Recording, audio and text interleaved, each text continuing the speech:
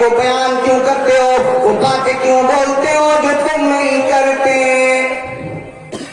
اس لیے فارغ ہونے کے بعد نشر و اشاعت، تدریس اور تصویر، ترتیب، یہ تمام کے تمام منازل، خطابت، امامت، تدریس، یہ تمام جو منزل ہیں، تحقیق، یہ تفسیر، تحدیث، یہ تمام کے تمام جو میدان ہیں، ان میدان میں جب انسان قدم رکھتا ہے تو سب سے پہلی منزل یہ ہے کہ وہ کسی کو کوئی کلمہ کہنے کے بعد پہلے اپنے آپ کو دیکھے، پہلے خود عمل کرے، اس کے بعد دوسروں کو بتائے۔ یہ قرآن کی یہ آیت کریمہ کہتی ہے اس منزل پر جب کوئی انسان قدم رکھتا ہے تو اس کی ذمہ داری یہ بنتی ہے کہ پہلے وہ خود عمل کرے۔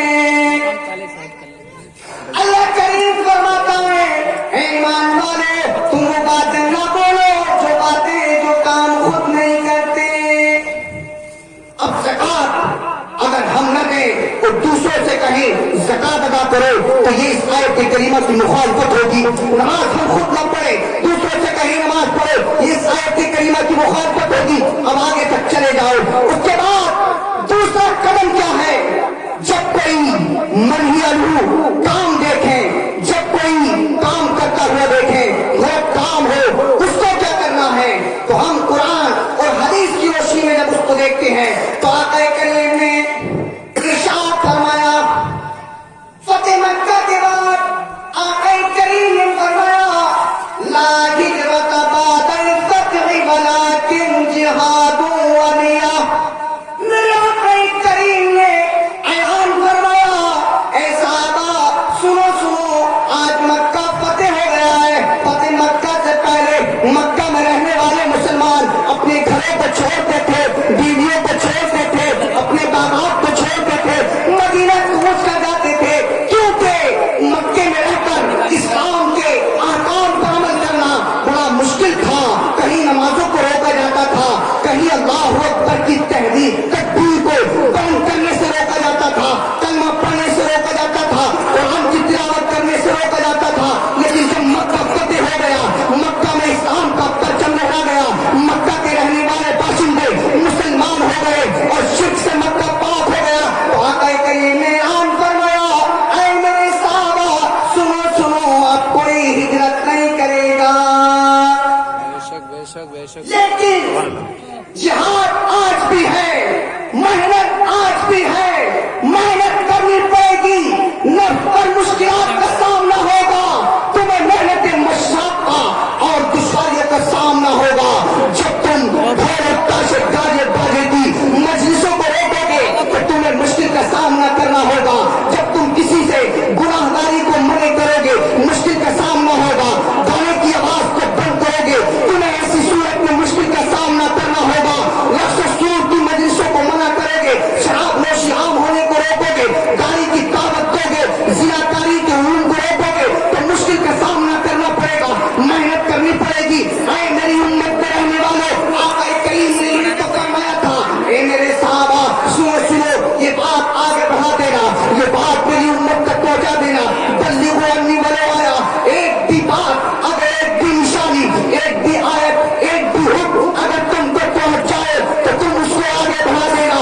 اب جو معلوم ہوا میرے آقا کریم نے فرمایا اے مسلمانوں، اے میرے امتیوں سنو سنو، تمہیں مکے جیسی پریشانی تو نہیں ہوگی، تمہیں مشکلات تو نہیں ہوگی، گھر چھوڑنا تو نہیں پڑے گا، بیوی چھوڑنی تو نہیں پڑے گی، باغات تو چھوڑنے نہیں پڑیں گے، لیکن تمہیں مشکلات کا سامنا کرنا پڑے گا۔ رقص ضرور کی مجلس سے انعقاد کرنے والے انعقاد کریں گے، ایسی صورت میں تمہیں مشکلات کا سامنا کرنا ہوگا۔ رقص ضرور کی مجلس سے اگر تم روکنا چاہو تو ایسی صورت میں تمہیں مشکلات کا سامنا کرنا پڑے گا، دشواریوں کا سامنا کرنا پڑے گا۔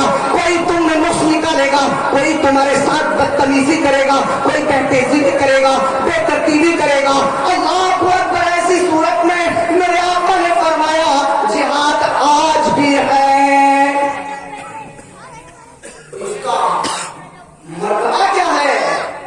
وہ مرتبہ سنو، حدیث پاک میں آتا ہے اللہ کریم فرماتا ہے اے میرے بندو، دین کی تبلیغ کرنے والوں سنو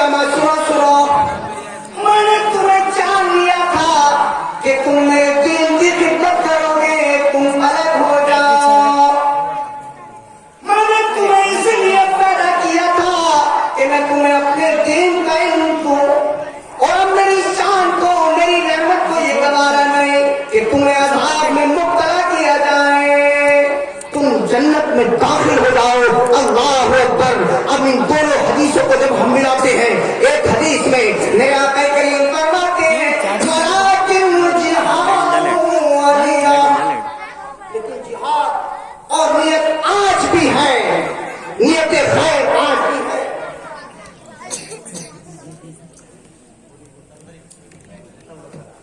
ایسی صورت میں ہمیں چاہیے کہ ہم مشکلات کا سامنا کریں، لیکن یہ سامنا کیسے ہوگا؟ کیا جھگڑا کر کے ہوگا؟ اختلاف کر کے ہوگا؟ نہیں، ایک دوسری حدیث میں اس کا فیصلہ ملتا ہے کہ کرنا کیا ہے۔ میرے آقا فرماتے ہیں من رأى منكم منكرا فليغيره بيده فإن لم يستطع فبلسانه فإن لم يستطع فبقلبه۔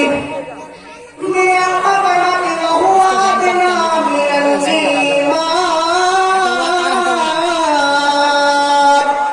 میرے آقا فرماتے ہیں سنو سنو، یہ میری امت کے علماء سنو، یہ میری امت کے رہبر سنو، یہ میری امت کے نائبین سنو سنو سنو، جب تم میں سے کوئی شریعت کی خلاف ورزی دیکھے، رسم و سلوک کی مجلسیں دیکھے، مجلسوں کو عام دیکھے، داڑھی منانے کو عام دیکھے، جب تم میں سے کوئی ناچ گانے اور رچانے بسانے کی ان مجلسوں کو عام ہوتا ہوا دیکھے، شراب نوشی کو عام دیکھے، بدتمیزی کو عام دیکھے، زناکاری کو عام دیکھے، ایسی صورت میں کیا کریں؟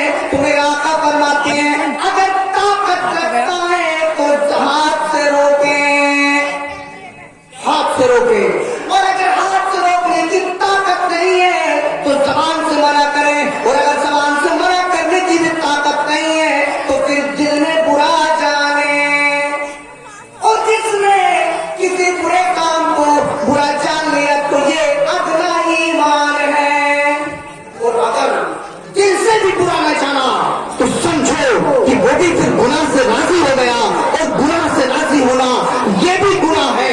اس لیے میری دستار بندی دستار میں فارغ ہونے والے طلبا اور جو فارغ ہو چکے ہیں، فارغ التحصیل طلبا، تم سے میرا یہی عریضہ ہے کہ جہاں بھی رہو، جو کچھ بھی کرو، لیکن آپ کا چلنا بتائے کہ ہم دین کے رہبر ہیں، آپ کا اٹھنا بتائے کہ ہم دین کے رہبر ہیں، آپ کا جانا بتائے کہ ہم دین کے رہبر ہیں۔ جہاں پر سور کی مجلسیں ہو، ایسی دعوت میں ہرگز نہ جاؤ، ایسے پروگرام میں ہرگز نہ جاؤ، جہاں اسلام کی خلاف ورزی ہے وہاں ہرگز نہ جاؤ۔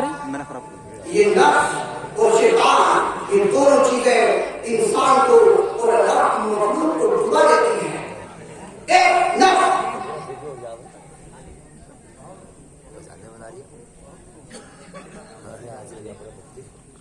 فرمائیے، ایک نفس اور ایک شیطان، یہ دونوں چیزیں انسان کو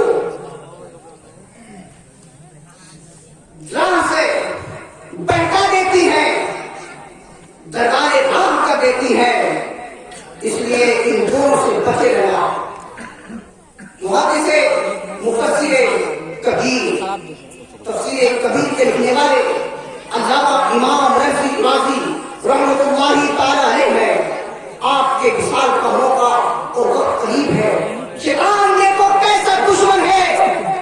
امام رازی جنہوں نے قرآن کے معنی اور مفاہیم کو جب جمع کیا تو اتنی طویل اور فخیم کتاب بنائی، لیکن موت کے وقت میں جا کہیں کے عالم میں شیطان حاضر ہو گیا، اور امام رازی سے کہنے لگا اے امام، وقت کے امام ہیں، مناظر ہیں، مفسر ہیں، محدث ہیں، آپ نے پوری زندگی حدیثوں کو عام کیا، قرآن کے معنی اور مفاہیم کو عام کیا، اے امام رازی بتاؤ بتاؤ اللہ ایک ہے۔